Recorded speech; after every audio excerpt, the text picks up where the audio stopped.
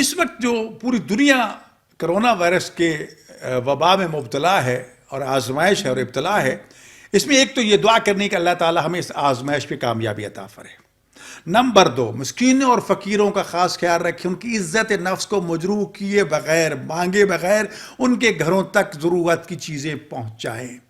Number 3، عبادت کے حوالے سے کوئی ضد کرنے کی ضرورت نہیں، اگر حالات و واقعات اجازت نہیں دیتے اپنے گھر کو مصلی بنا لیجئے، اپنے گھر کو مسجد بنا کے نوافل بھی ادا کیجئے، با جماعت ادا کیجئے، نمازیں قرآن کی تلاوت کیجئے، آپ کے گھر میں بھی فرشتگان رحمت جو ہے وہ نازل ہوں گے۔ اور آخری بات جو عرض کرنا چاہتا ہوں، حقوق العباد پہ پوری توجہ دیجئے، اپنے دائیں بائیں دیکھیے، کتنے ایسے آپ کو ملیں گے کہ جن کے گھر میں اس وقت چولہا نہیں جل رہا، بن مانگے ان کو دے سکتے ہیں۔ اگر اپنی جیب سے نہیں دے سکتے تو خمس اور زکوٰۃ اگر تمہارے مال میں موجود ہے تو ان کو بتائے بغیر کہ میں تمہیں خمس دے رہا ہوں یا زکوٰۃ دے رہا ہوں، ان کو جا کے پیش کر دیجئے۔ یہ معاملہ آپ کا خدا کے ساتھ ہے، خدا کو علم ہے کہ آپ زکوٰۃ دے رہے ہیں یا خمس دے رہے ہیں، تاکہ اس بندہ مومن کی عزت نفس مجروح نہ ہونے پائے۔ ماہ رمضان، سب سے پہلی بات تو یہ کہ اس کی عظمت کا کیا کہنا کہ لفظ رمضان جو ہے یہ قرآن کریم کا حصہ ہے، اور قرآن کریم کا حصہ ہونے کے ناطے اتنا متبرک یہ لفظ ہے کہ اس کو بغیر وضو کے ہاتھ لگانا بھی جائز نہیں ہے۔ ایک دوسری بات یہ کہ رمضان کے معنی ہے کسی چیز کو جلا کے اس طرح ختم کر دینا کہ جلتے ہوئے نہ تو اس کو دھواں دکھائی دے اور نہ اس کی خاک باقی رہے۔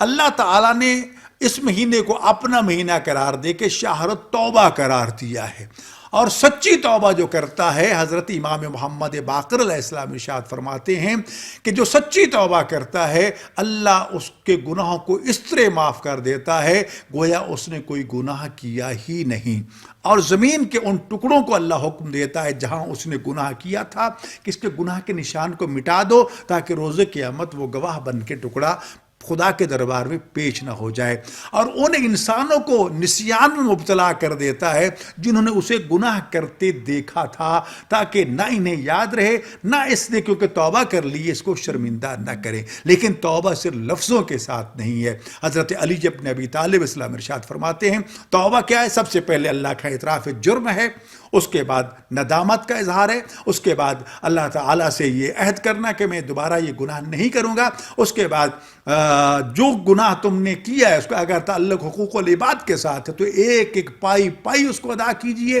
جس کی شان میں گستاخی کی اس سے معافی مانگیے، جس کا حق کھایا اسے ادا کیجئے۔ اگر وہ آج موجود نہیں اور وہ آپ کو نہیں مل سکتا یا آپ کو پتہ نہیں کہاں ہے تو اس کی نیابت میں اس کی طرف سے وہ صدقہ کر دیجئے، اگر مل جائے تو پھر دوبارہ ادا کر دینا۔ رزق حرام سے تمہارا وجود اگر پروان چڑھا ہے تو مال حلال کھا کے اس کو از سر نو تعمیر کیجئے۔ اور آخری جو شرط آپ نے بیان فرمائی وہ یہ تھی کہ جس وقت راہ خدا میں کام کرتے ہوئے تمہیں تکلیف کا سامنا کرنا پڑے اس تکلیف اور مشقت سے لطف اندوز ہونا شروع ہو جاؤ تو سمجھو تم نے واقعاً سچی توبہ کر لی ہے۔ تو لہٰذا روزہ ماہ رمضان کس لیے کہا گیا کہ آنکھوں کا روزہ ہونا چاہیے، زبان کا ہونا چاہیے، کان کا ہونا چاہیے، ہاتھ پاؤں کا ہونا چاہیے، اور روزہ جو ہے صرف بھوکا پیاسا رہنے کا نام نہیں ہے۔ اس لیے علی ابن ابی طالب علیہ السلام ارشاد فرماتے ہیں کتنے ایسے روزہ دار ہیں جن کا روزہ سوائے بھوک اور پیاس کے کچھ بھی، غیبت سے بچیے، چغلخوری سے بچیے، ذخیرہ اندوزی سے بچیے، خدا را ماہ رمضان میں ڈریے۔ اس وقت موت جگہ جگہ گلی کوچوں بازاروں میں رقص کر رہی ہے، اب تو ڈر جاؤ، اب تو قبر کو یاد کر لو، جو جا رہے ہیں وہ ساتھ کیا لے کے جا رہے ہیں۔ تو لہٰذا اس وقت لمحہ فکریہ ہے پوری انسانیت کے لیے اور خاص طور پر مسلمانوں کے لیے۔ تو لہٰذا ماہ رمضان اگر ہمیں نصیب ہو گیا ہے، یہ لطف خداوند متعال ہے کہ اس نے ہمیں پھر موقع توبہ دیا، اور رسول اللہ فرماتے ہیں کہ ماہ رمضان آئے اور وہ گزر جائے پھر بھی اگر کوئی انسان اپنے گناہوں کی معافی اللہ سے نہیں لے سکتا تو اس سے بڑھ کر کوئی بدبخت ہے ہی نہیں۔ لہٰذا فقیر و مسکینوں کا خیال کیجئے، افطار دیجئے، حقوق العباد پہ توجہ دیجئے، نمازیں جتنی پڑھ سکتی وہ پڑھیے، غور و فکر کیجئے زیادہ۔ حضرت امام رضا علیہ السلام ارشاد فرماتے ہیں لیست العبادۃ کثرۃ الصلاۃ والصیام بل افضل العبادۃ التفکر۔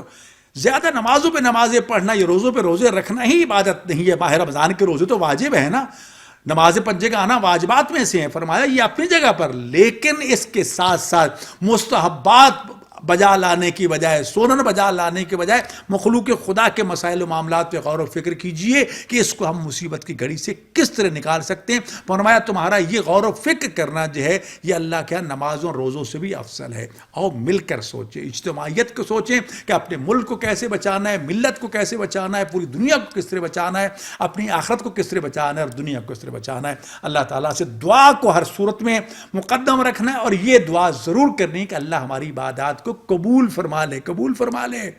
جی یہ نہیں ہے کہ اگر خدا نے خاص طور سے رد کر دی تو کوئی عبادت نہیں ہے۔ اور یاد رکھیے اس سال عمرہ بند ہے، جو پیسہ عمرے پہ خرچ کیا کرتے تھے وہ مسکین تک پہنچائیے۔ عمرہ گناہوں کو تو معاف کر دیتا ہے، حقوق کی معافی کا باعث نہیں بنتا۔ ڈھونڈ ڈھونڈ کے حقوق ادا کیجئے۔ تنہائی کا موقع مل رہا ہے، با جماعت ہو سکتا ہے یہ چیز آپ کی سوچ میں نہ آئے، تنہائی میں بیٹھ کے اپنے گریبانوں میں ہم جھانکیں کہ ہم نے کس کس کا حق تلف کیا، کس کس سے زیادتی کی، تو موقع توبہ ہے، آئیں دروازہ کھلا ہے۔ اللہ تو کہتا ہے کہ آؤ میں تیری توبہ کو قبول کرنے کے لیے بےتاب ہوں۔ یحب التوابین، اللہ تو توبہ کرنے والوں کو بہت ہی پسند فرماتا ہے۔ ماہ رمضان کے 1000 نوافل جو ہیں وہ مخصوص ہیں، جو آج چاند رات سے لے کر 30 رمضان تک ہر روز رات کے وقت مغرب اور عشاء کے درمیان اور اس کے بعد پڑھے جاتے ہیں۔ لیکن ہمارے ہاں فقہ جعفریہ میں کسی بھی سنت نماز کو با جماعت ادا کرنے کی اجازت نہیں ہے۔ آپ سنن کو گھر میں پڑھیں۔ رہ گیا معاملہ جماعت کے احکام کچھ اور ہیں۔ جماعت کو آن لائن نہیں لیا جا سکتا۔ جماعت جو ہے اس میں اتصال ضروری ہے۔ سب سے پہلی صف والے امام کو دیکھ رہے ہوں، پیچھے والے ان لوگوں کو، اس سے پیچھے والے ان لوگوں کو، تو یہ تسلسل جو ہے یہ بہت ضروری ہے، اتصال بہت ضروری ہے۔ ہم ان کو اپنی آنکھوں سے وجودی طور پر دیکھ رہے ہوں، یہ نہیں ہے کہ ٹیلی ویژن پہ دیکھ رہے ہیں یا ہمارے تک آواز پہنچ رہی ہے تو یہ نہیں، یہ اتصال، صفوں کا اتصال بہت ضروری ہے۔ تو لہٰذا آن لائن یا آن ایئر جو ہے اس قسم کے معاملات میں نماز جماعت جو ہے وہ ادا نہیں ہو سکتی۔